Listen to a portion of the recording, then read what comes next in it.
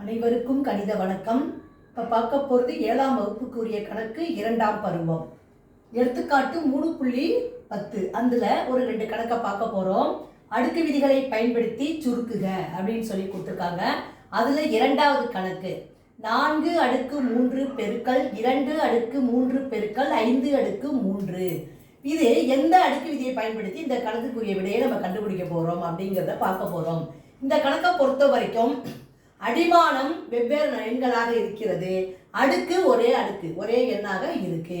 அப்ப எந்த அடுக்கு விதியை பயன்படுத்த போறோம் அப்படின்னா a அடுக்கு m இன்டு பின்னு வச்சுக்கோங்க. சப்போஸ் b அடுக்கு m இஸ் ஈக்குவல் டு எப்படி எழுதுறோம் பாருங்க, a இன்டு b அதை பிராக்கெட்ல போட்டுட்டு ஹோல் பவர் m, அதாவது பிராக்கெட்ல பெருக்கக்கூடிய நம்பரை போட்டுட்டு அடுக்க நம்ம என்ன பண்றோம், மேலே போட்டுக்கிறோம். இப்போ அந்த வரிசையில் இந்த கணக்கை பொறுத்த வரைக்கும் கொடுக்கப்பட்ட எண் என்ன கொடுத்துருக்காங்க, 4 பெருக்கல் 2 பெருக்கல் 5.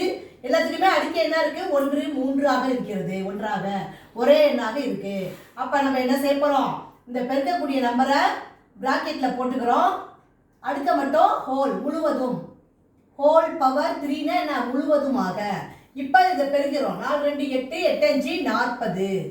அப்போ 40 அடுக்கு 3 என்பது இந்த கணக்குக்குரிய விடையாகும். அடுத்த கணக்கு பாருங்க, 72 அடுக்கு 5 வகுத்தல் 9 அடுக்கு 5. இந்த கணக்கை பொறுத்த வரைக்கும் அடுக்கு என்ன இருக்கு, ஒரே அடுக்காக இருக்கு, அடிமானம் வெவ்வேறதாக இருக்கு. அப்ப இது என்ன விதி, வகுத்தல்ல கொடுத்துருக்காங்க.